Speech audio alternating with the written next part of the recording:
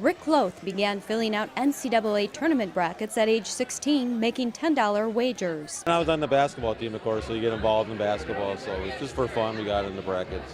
Rose Gruber with the Wisconsin Council on Problem Gambling says for many adults and youth, betting on basketball games can be just for fun. However, she adds problem gambling in adolescence is becoming more invasive. We see kids, they tend to sports betting, cards, internet gambling seem to be the activities that they go for most often. Gruber says 2 out of 3 teens in Wisconsin gamble and adds NCAA tournament brackets can serve as a gateway to bigger betting issues. It certainly can, because you get that adrenaline rush. We all got to start somewhere, I guess. So it certainly can. January 6, 1997. That day, Mark Wiesenberg went from a problem gambler to a recovering gambler.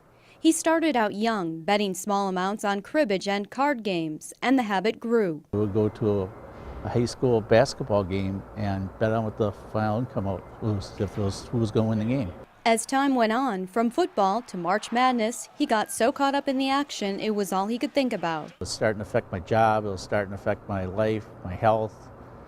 And all I was thinking about is where I could get the money from to make my next bet. Wiesenberg eventually got into trouble with the law and served time in federal prison. From a prevention side of things, we promote that people engage in these activities for fun and not for money, and that if they do involve money, that they do so at a very small and comfortable level. Betting on sports like the NCAA tournament games is illegal, but the Brown County District Attorney says it's not heavily enforced. When we're talking about small office pools or pools among students for $5 or $10, that's not something that's going to be a high enforcement priority in light of all the other issues that law enforcement and the courts have to deal with. Even if they don't get in trouble with the law, Gruber says youth have higher chances of becoming problem gamblers than adults, so they should be aware of the risks involved. Know that it can happen to you, so be prepared to make some healthy choices with it.